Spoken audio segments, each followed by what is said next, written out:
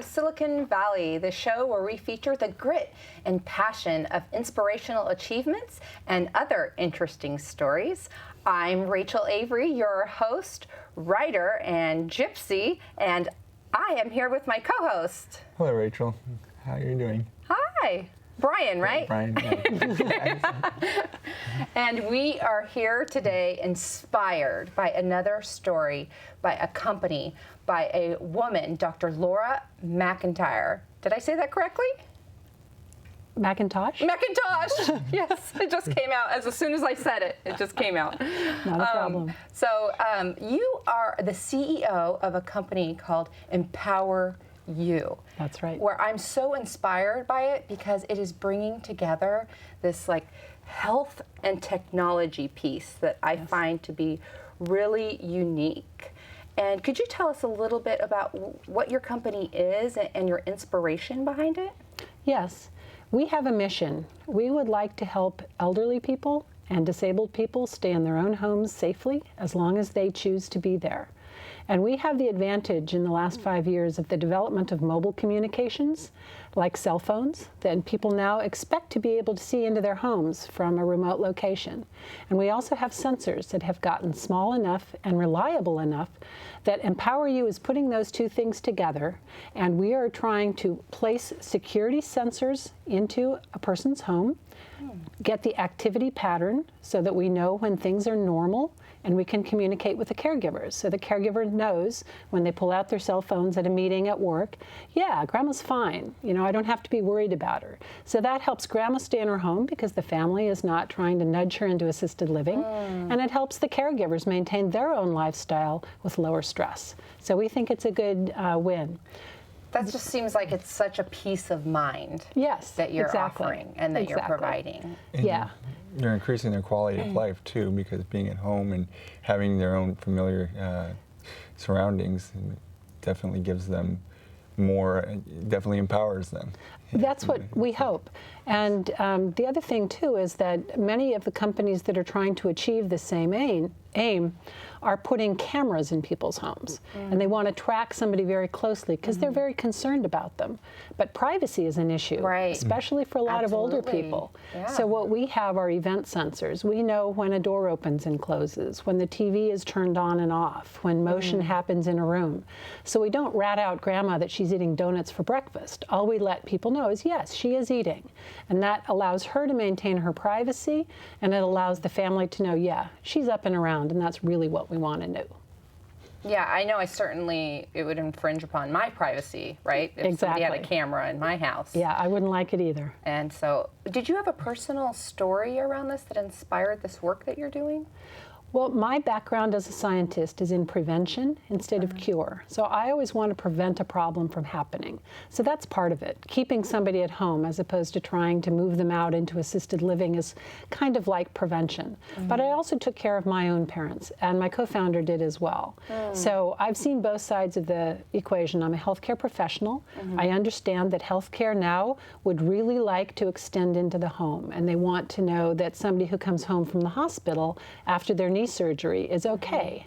And the same system can work for professional health care just as it does for a family caregiver, by being able to let the nurse at the hospital know that your grandfather had his knee replacement, he's up and around, he's eating, he's not staying in bed because he got an infection or he doesn't feel well anymore. So it works for both sides. As a healthcare professional, I understand that part of it. And as a family member, I've taken care of my own parents. So I understand the caregiver side and I understand the other side. And my mom was definitely a privacy advocate. So I hear her in my mind every time I start down the path. What does she say? She says, I don't want that in my house. Right? So I say, okay, well, what about it, Mom? Can we put it inside the fridge so you don't have to look at it? Well, that'll be better. Right. So we still might know if you're eating donuts for breakfast, though. Yeah. But that's just it. We don't know what TV show is being watched. We know that the TV's turning on and off. That's great. We don't know what they're eating. We know that the utensil drawer is being used, that the microwave is turning on and off, that the refrigerator door is open and closed. And that's the events. We look for events, not for the person themselves. That's the difference. Like how many sensors will be in a home? So we have 8 basic sensors. Only 3 of them would be visible to the occupant. And we talk about being the activity context for Grandma's specialty sensors. So one of the big concerns in healthcare today is for diabetes or cardiac conditions, things like this that are very prevalent in our older population. So if you know that Grandma's blood pressure medication is working because her heart rate is fine, that's great. But if the side effects mean that she's doing nothing but sitting in front of the TV all day, our system can understand that. Whereas Grandma herself may not have the language to be able to express it. So that's what we're trying to do is try and help that person to quantify what's going on with them for communication with their healthcare provider, but also just to let their caregiver, their family caregiver, know that everything's okay because everything is as normal. Yeah, as a caregiver, there's different levels of care that they need. Like sometimes people have just come back from the hospital, they have a minor surgery, and they're able to get around, and they just need a little bit of assistance. And there's other people who will sit there, and you have to give them that nudge to get them to go and do the physical therapy and really exercise. Otherwise, they will get it will break their body down. So Well, that's the goal anyway. We're a startup, so we're not quite there yet. As a startup, how long have you been in business? And you're in Silicon Valley, right? Yes, that's right. My co-founder actually lives in Washington, D.C., but he and I have been friends for 25 years, so it makes it real easy to do the long distance work. We were incorporated 2 years ago, and we've been bootstrapping ever since. We started putting prototype systems in homes a year and a half ago, actually, so that we could get feedback. So I interview the people in the homes, I interview the caregivers, I show them what we're trying to do. I ask, can you see this okay? Because a lot of older people are going to be caregivers for each other these days. Just in a social capacity, like, a circle of disabled vets, for example, who all would be able to check in on each other and keep those bonds that they formed. So we want to make sure that the screen is usable for anybody. So we say we have 2 products. We have the predictive analytics high technology core, but then we also have the element of an user interface that is going to be, we hope, very easy, very simple, usable by anybody, by Grandma as well as by her caregivers. So how do they use that on a cell phone, an app, or like a tablet? What do they? Our goal is to have any device be able to access it. So it'll be a web page essentially that you can call up like an app on your cell phone, or the nurse at the hospital can have it on a monitor at her desk, or you can have it at a tablet at your meeting if you're the caregiver and you just want to check at the break and make sure that mom got up in the morning. Although you might know what they're watching if you know the time and you know what show's playing. And Grandpa always watches. Him, right? Grandpa, I know what you're watching. Grandpa always watches the news at 5 o'clock. Grandma always watches Oprah at 2. Right. So we really do know what they're watching. Yeah, but we don't rat on them. No. We won't do that. No, this is amazing, and I just love it because it's like just what your philosophy says. It's about empowering these choices to live independently longer. And so the gift that you're providing is really immeasurable. And my question is, unless you had more professional questions for her? You mean as far as a caregiver? No, I want to know some personal things about you. Go ahead. If you don't mind. Go ahead. So what does a doctor and a scientist do for fun then? I actually have been a dancer all of my life. Really? Yes. What kind of dancing? So I actually am trained and certified to teach and compete for Scottish Highland dancing. Wow, I wasn't expecting that. That's great. And then when I went to graduate school, I joined an Appalachian clogging performance team. Wow. And then when I came here to Stanford, I joined the Vintage Dance Ensemble, which Could we get just a small performance right now?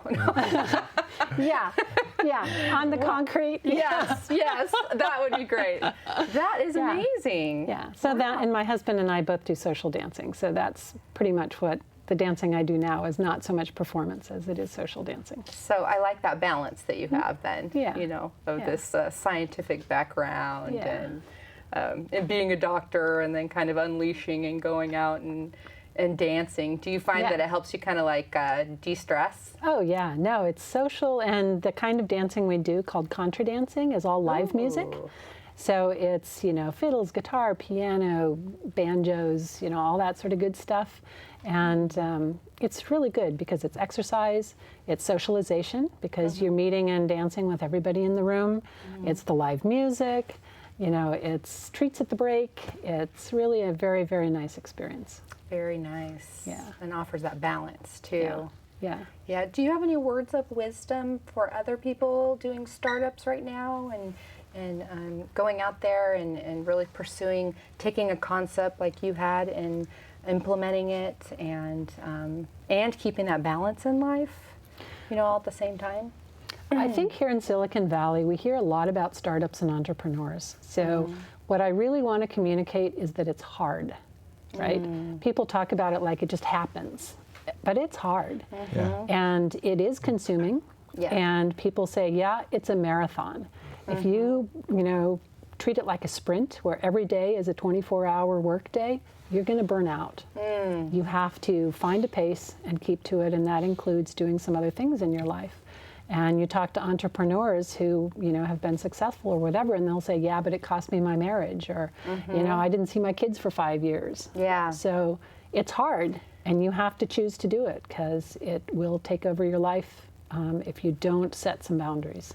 So what kind of boundaries did you set to, you know, keep yourself kind of motivated and wanting to be in the business, and or was it the family that inspired it? That just basically. Well, I want to do it, so it's not hard to make myself do what I need to do. And my family just opens the door of my office and walks in, so it's not like I can stop talking to them because I have a teenager.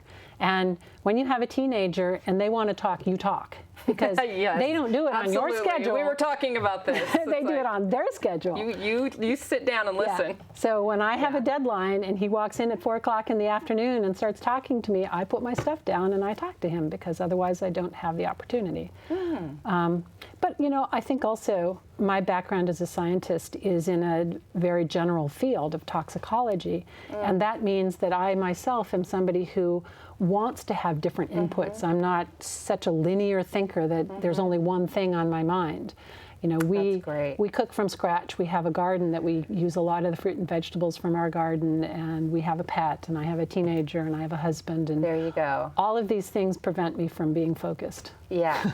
I so appreciate your words of wisdom as an entrepreneur myself, is because that's absolutely true.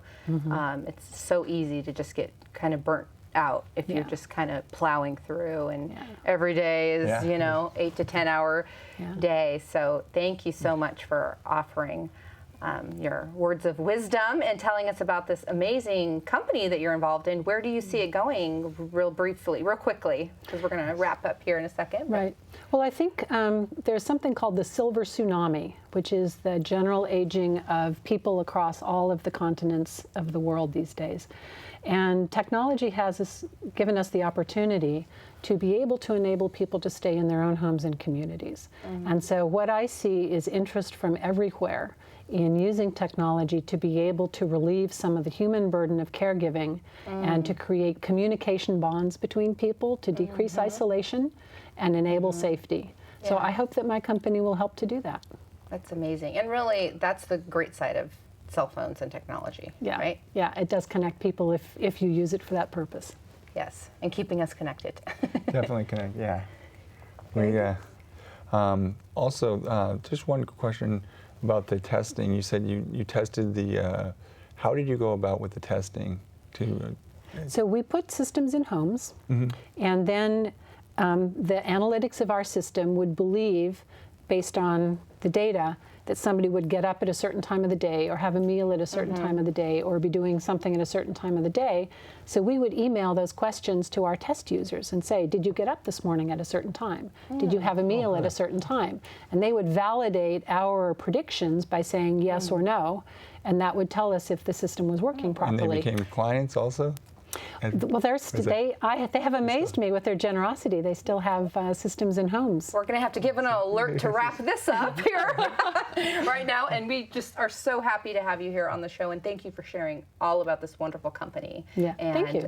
Yes, thank you so much. And I'll see you on the dance floor, maybe. Excellent. All right? Love that. This is the heart of Silicon Valley, and we look forward to seeing you next time for Inspirational Achievements.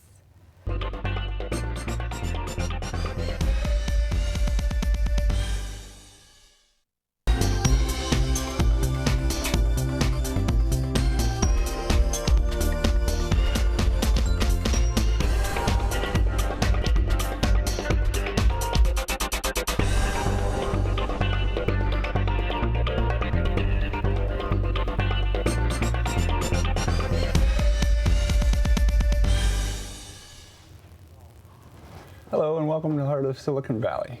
We're here to talk about inspirational stories. I'm here with my co-host Velma and JR Calanoc. Hey. How are you? Doing well, thank you. Good to be here. So great to have you here, I appreciate it. Good to be the here. heart of Silicon Valley. And you have a very inspirational story about your company. You're the CEO of Panalo Solutions. So what is Panalo Solutions? So, Panalo Solutions is basically a software development company. We're based here in Redwood City, but we do a lot of work with the Philippines as well. Right. So we have offices in Manila and in Cebu, which are locations in the Philippines. And we work on connecting U.S. businesses, either small businesses, medium-sized businesses, or large enterprises, to tech companies in the Philippines. Right. Actually, let's go. I love the name. It's like Panalo. Yeah. And also, at least let's give people that are watching, Right. you know what it really means, because there's some meaning behind that. Sure, it's actually a Filipino or Tagalog word. It Yeah. means to win or to be successful. And our original name was One Virtual Source, LLC. But nobody was clicking it. We weren't getting enough clicks on Google. See, yeah. So we did have to look for we had to test a kind of a cool name. I mean, and yeah. Panalo was not taken, and we thought it's a great way to, we thought it'd look good on a t-shirt. Not only that, I mean, it incorporates pretty much what you're Right. trying to Yes. work with, right? Right. And with the Filipino, you have organizations that you're involved Yeah. with too. Your Filipino Professionals Association. So, Right. what do they do as far as for business and entrepreneurship? And Sure, no, that's a great group. The Young Filipino Leaders was started by Ambassador Quisha. He's the Philippine ambassador to Washington, D.C. And about 4 years ago, he did something really awesome. He got 10 Filipino Americans from around the U.S., kind of some in politics, some in business, and some in Just some in a arts. whole And they took group us, of mixture of people. Right. And so we all had to kind of apply and kind of get vetted and Oh, everything. okay. Write our essay and things like that. But we all went to the Philippines, and while we were in the Philippines, it was really great. A lot of us haven't been there in a long time. Some of us have. Born and raised here, Right. pretty much. Okay. Right, and then the first thing, it was really inspirational because when we got there, we got to meet with a lot of the businessmen and high-level officials and everything. So we saw how businesses work. But what was great with Ambassador Quisha's program is they also took us to kind of the not so nice areas where you saw a lot of the people who, in the third world don't Yeah. live really well, don't have enough food, and So an educational trip for you as well. it really tugged at the hearts. Realization? Yeah, it really tugged at the hearts of a lot of people. So when we came back, we were all kind of fired up. What can we do to connect people here in the U.S. To the people in the Philippines, and then how do we keep that kind of relationship going and working? How do you win? Yeah, So- right. Yeah. so they're starting business in the Philippines also. Right. So it's actually, the companies that are in the Philippines, it's one of the things that we saw is the Philippines it's the youngest workforce in Asia. Average age of workers there is about 25, 26.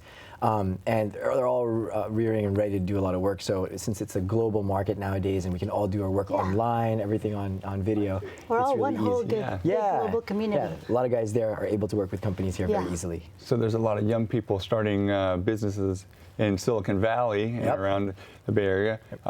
What kind of information and kind of advice can you have for them when they're starting a business? What to look out for? And No, absolutely. And this is the advice that I got right from my mentors and everything. It's the number one is, man, you really have to love what you do, Because yeah. if you don't love what you Totally. do, when it gets hard, forget about it, right? Yeah. When somebody tells you no, you can't do it, or no, it's not going to work, that's pretty much, if you don't love it, if it's not your passion, if you don't believe it, if it's not connected to like a higher goal or like a driving force, you're kind of, it's Yeah. easy to give up, right? So yeah, I think that's one.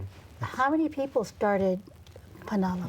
So when I got back to the U.S., I was really fired up. I'm actually Yeah. connected with 4 of my good friends. One's from Stanford, one's MIT, one's from Rollins, and we all kind of got together and said, what can we do to to really connect the U.S. to this to the Asian workforce, right? So we actually came up with a platform and a website where it allows people to find companies internationally Right. and reach out to them and work with So it's them. a service that you are providing. Yeah, absolutely.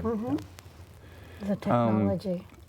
So you got your start in banking. Right, You that's guys right. started out in it. Yeah. And so why did you change to tech? So let's see.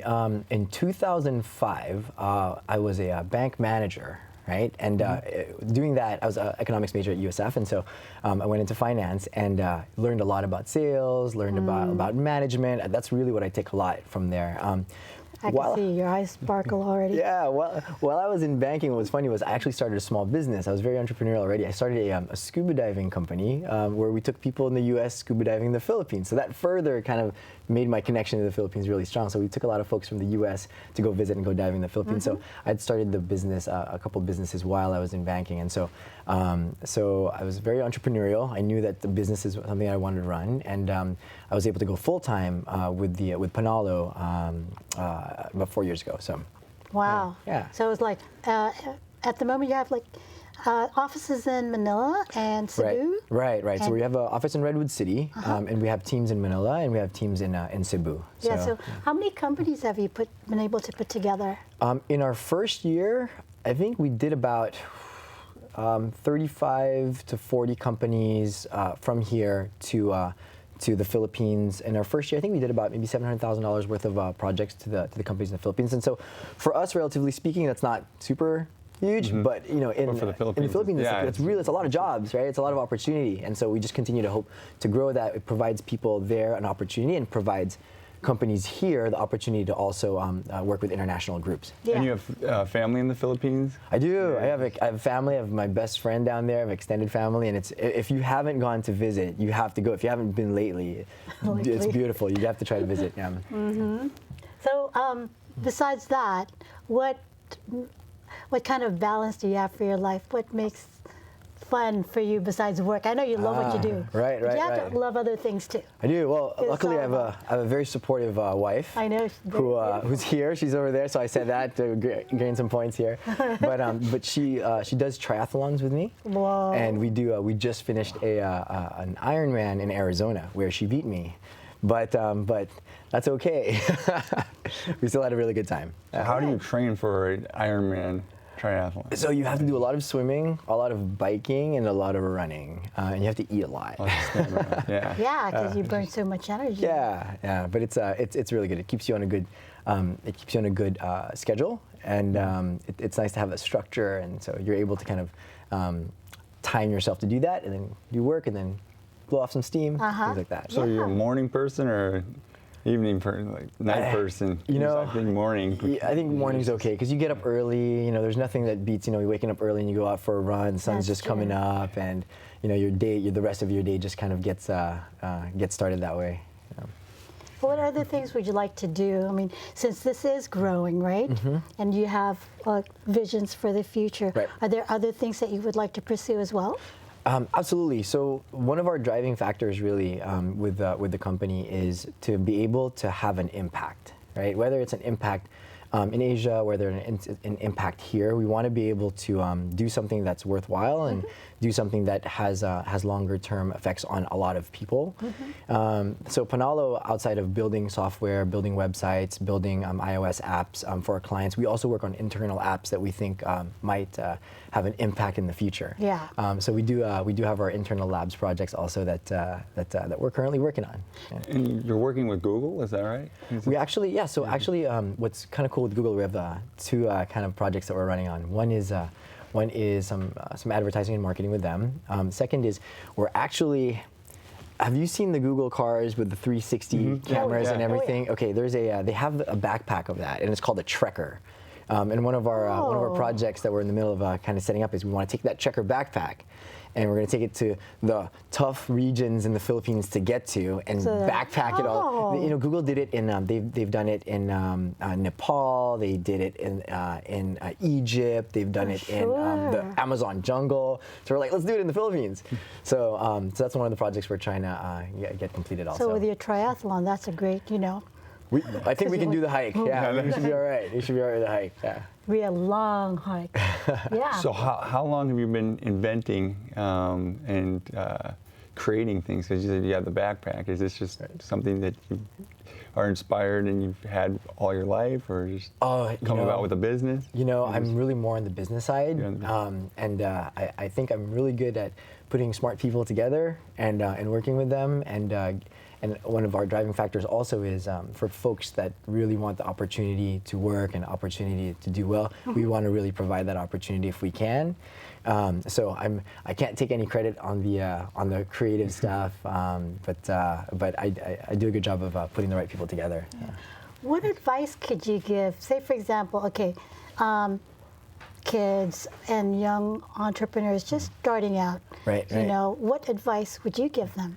So outside of really loving what you do, right? Second is you're going to fail, right? When you fail fast, and then learn from it right away, right? And you know, you've heard that advice so many times, right? From a lot of mentors, but it really is true.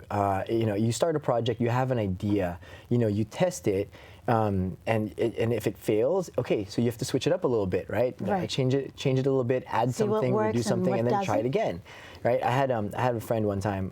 I was 17. I was in the Philippines. They own a shoe company. I said, "How did you get your shoe company to be so big?" I failed like 15 times, and then finally it was you. So that's something that, you know, expect it and you know, work through it. Kind of revise what you have planned out and go from there and. Bring other people in, and so do you have mentors? As I do. It's something that actually I'm lucky to have mentors. Whether, you know, it's my father, it's you know, an instructor that I had growing up, or a teacher that I had growing up. It's actually one of the things that I feel in the Filipino American community that is lacking. We need better mentors. We need not better. We need more mentors, right? We need to.